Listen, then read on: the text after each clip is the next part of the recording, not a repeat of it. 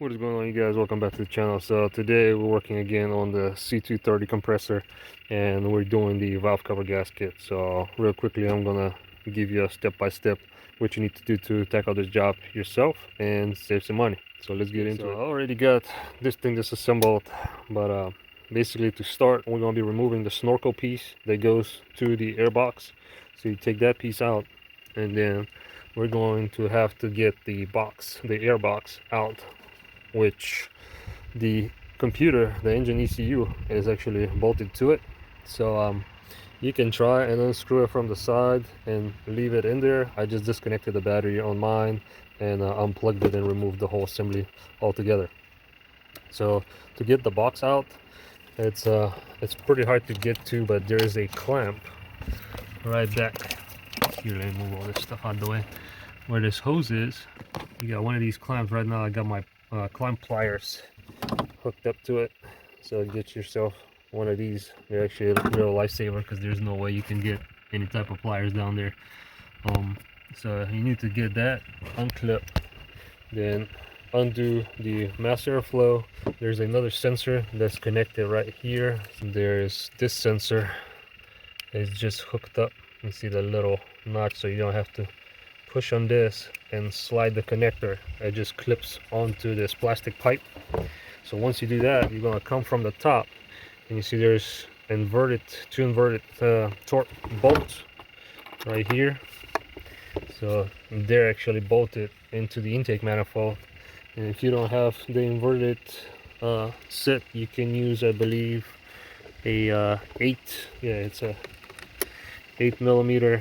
6-point regular 6-point socket will do the job. So once you do that, there's two guides right here and right here. So once you undo the clamp on the back and you undo these two bolts, then you just lift the back part of the airbox and push back, so you'll slide these guides out of these two holes right here, these two rubber bushings. This is where it goes in, and then you can just lift the whole assembly out of the way. Also, actually, you're gonna have to undo the vacuum line, which is right here. You just squeeze on this and you can see the two tabs, they'll release. So just squeeze and pull up, and then do the same on this one. So you can pull up on the vacuum lines, and they're hard plastic, so don't try to twist them and bend them too much because you will crack them. So okay, so next step would be getting two torque screws, which are right here. These hold the wire harness down. So what that will do is, when you remove these two screws, that'll free up the harness so you can lift up. Otherwise, this harness is pretty much sitting right down on top of the valve cover, and there's no way you can lift the valve cover up once you unbolt it. So you're gonna have to get these two torques out of the way, so that way the whole harness can actually go up and down. You're gonna remove the vacuum line that sits right on top of the valve cover. Let me grab that.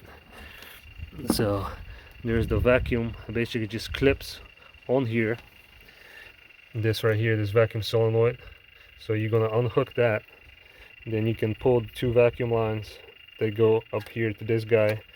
Unplug your sensors. There's a ground that goes to the front of the engine right here, right under one of the adjusters. So this screw right here, that's this ground wire goes there. Unhook that.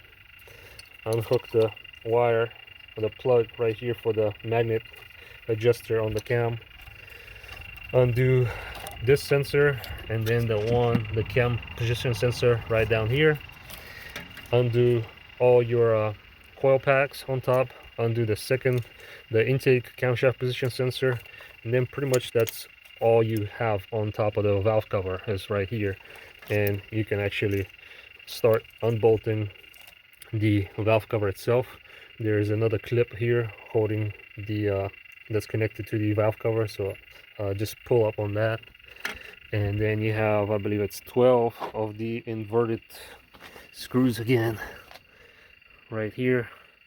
So it's 12 of these that hold your valve cover in place.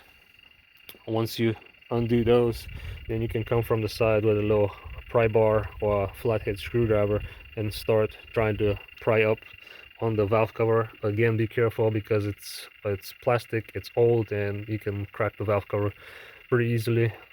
Mine was kind of flexing when I was lifting on the front of it here. So basically when I was lifting on this front part, the valve cover was kind of flexing from right behind where the chains are, and this back part was not budging, so I was afraid I would crack it somewhere over here. So I came back from the side, and I didn't really have a choice. I kind of was prying up against the fuel rail back here, and I was real careful so I didn't actually damage the fuel rail. But once I freed it up from the back, lifted up, then it was pretty easy to get it out.